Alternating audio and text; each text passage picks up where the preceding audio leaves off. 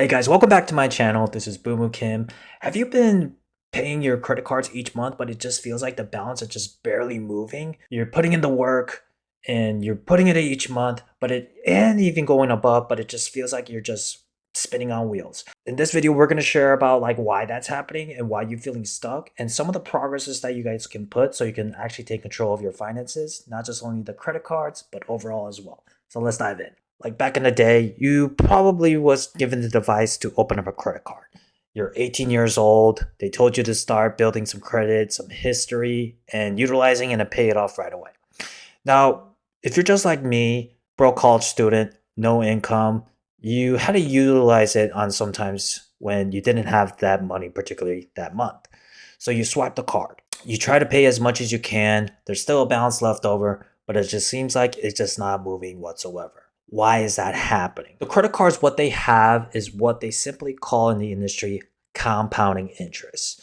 This means that the interest is calculated on the outstanding balance of each day, including any interest that has already accrued. So basically, what it's talking about is if you have a balance left over on that credit card, it's most likely going to be added each day and each month and annually do it because it's daily compounding interest based on the balance of that available principal on that amount.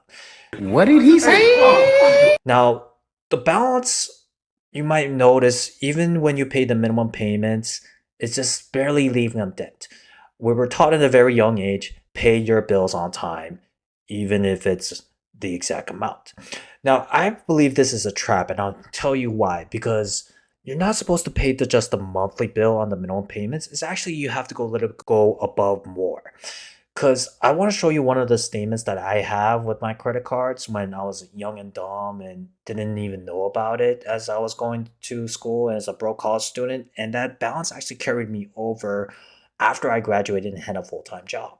So let me show you a little bit on a credit card statement. And I think it'll be best to show it based on my own experience of my own credit cards. So you're going to see that the balance of the current credit card back in May 20th of 2025 is showing 4,744 and 72 cents.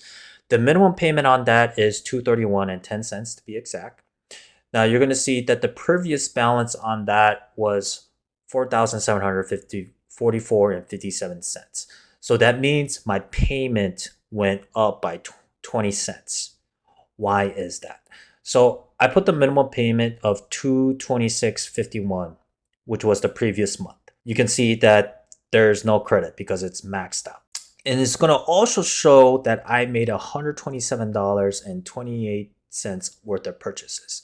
Now this is the kicker right here. $99.38 worth of interest on that particular month. So basically what that means is that the balance of that debt just went up, simply put. Now let's look at the minimum payment statement right here. If I did the minimum payments on this particular balance of 4,744 and 72 cents, that means I'll be able to pay this credit card off in 15 years on that 231. That means I'm going to spend almost 13,716 on accumulating interest and principal all combined to pay off that credit card. You might be thinking, wow, that's a long time. But there's another thing that a lot of people don't know when they look at their credit card statements is this following statement right here. Minimum payment warning. Let's take a look at it. If you only make the minimum payments each month, you'll pay more interest and it'll take you longer to pay off the balance. If you make no additional charges using this cards each month you pay. So that means, one, I have to keep on making the minimum payments no matter what. And second of all, I have to stop charging that credit card in order to pay that credit card in 15 years. If I just did the minimum payment, or what I like to call the bare minimum requirement. So maybe it's just Citi. Like, who knows? Let's look at another credit card that I have from the past to see if that's congruent. American Express, a lot of people's favorite credit card, particularly right here, just because you have an annual fee of $250 and they give you about $250 worth of benefits like Uber Eats. You also get flight rewards and able to use that points on basically paying for itself, the membership. Now, let's see if that's true for myself, particularly in the past. So you're gonna see that I have an available rewards of 73,994. I never used it because I was broke. But anyhow, let's just say I thought I paid the $92.46. It's gonna take me about 12 years to pay off that credit card. You're gonna see if I put $96.64, about $64 is going to interest. That means I'm basically putting about $30 in the principal on the $96 that I give. So basically, not every dollar is actually counting what I call the bare minimum requirement. That means you're just putting a fraction to it. This statement is also true if you make no additional charges to each month you pay. Let's look at also Chase, the balance of 3,313. You're going to see also it takes me about 12 years. You're going to see a very consistent basis of this, even if I put $95 and if I use $69 worth of purchases to it. Basically, I just spend $95 for no reason because I put a zero balance to it due to my usage and the interest on it as well. So this is what compounding interest does to people when they just do the bare minimum and they're not watching their monthly budget and they just say, let's just use a credit card, let's just swipe it. Is that you're going to see that you're almost going to spend almost 2.5 times on the balance if we add interest to it on that 12, 15 years of it. Now we have to come up with a solution, right? Because a lot of people don't want to spend another 15 years of their life when they have a mortgage payment or rent or car payment or car insurance that just keep on going up. It just doesn't add up the math to keep on going that path. Now, one of the things that you have to do is that you got to stop utilizing the credit card. And the reason why I say that is because as you can see these statements, a lot of them, if you spend $90, about $30 is actually going to the actual balance of the credit cards on my particular statement. And I want you guys to look at it as well because like I said, you guys are not alone. Like this is happening to everyday people and a lot of people are just not knowing why it's happening. I always say the devils are in the detail, right? So if you want to find out why that's happening, what's occurring, you always want to look at the fine print of stuff. Now, when you discontinue using your cards, a couple things going to happen. You're going to start relying more on debit. I always tell people, why did the credit card balance grow to that amount? Did a particular situation happen, like medical? Did something had a reduced income, or did you had where you had to leave work, or did you have some particular moment where income wasn't coming in, or what I like to call emerging expenses popping up, like a flat tire or whatnot, or a big repairs or expenses like home repairs that came up about to you. Now, the thing is, if you put this on particularly your credit card, your balance is going to shoot up really, really high, and it's very difficult to make the minimum payments, right? So I always tell people, if you have some emergency, I can understand.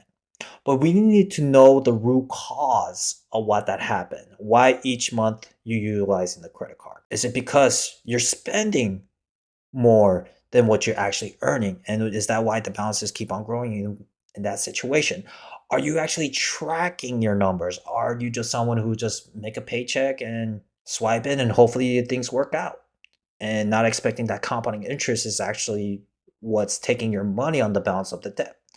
You always got to look at the root cause or the reason why the credit card balance hasn't moved or why the balance is there in the first place. Is it because you have this high that you get that, you know what, if I can't get it, I might as well just get it on the credit card and just figure out later.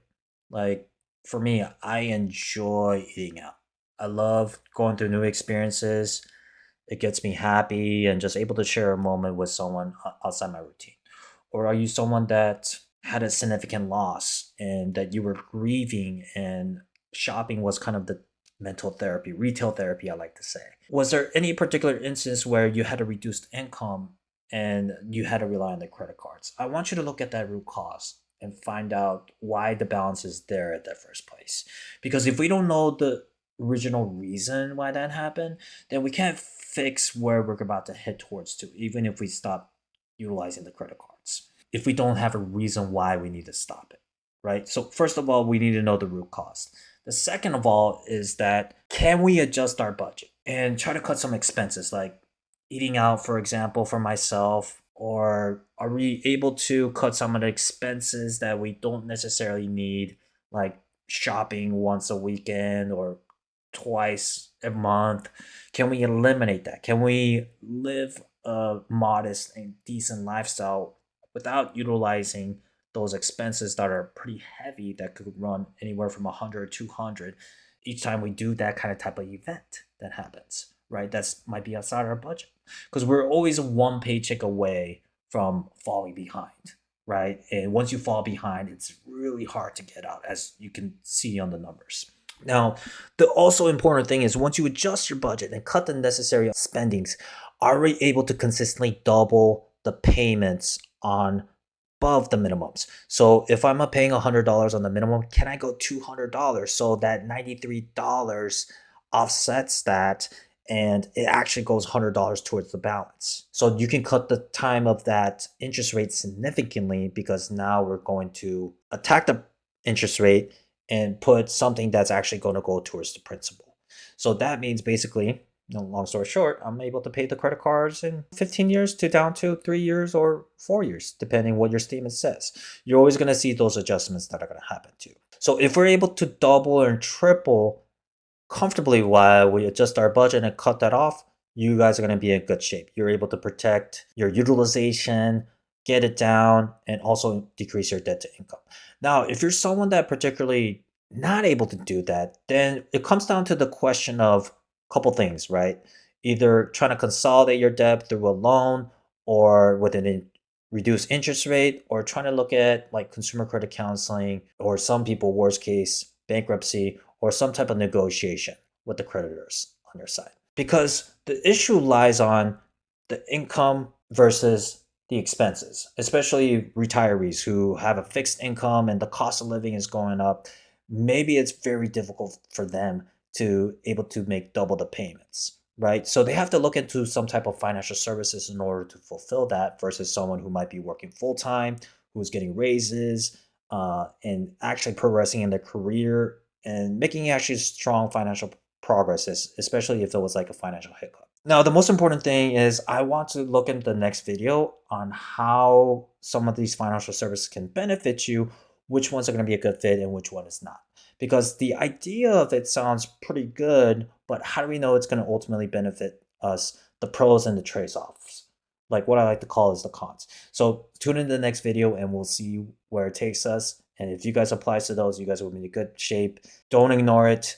You know the need to know the root cause so you guys can be in a financial place that you deserve. So we have something to run towards too. I'll see you in the next one.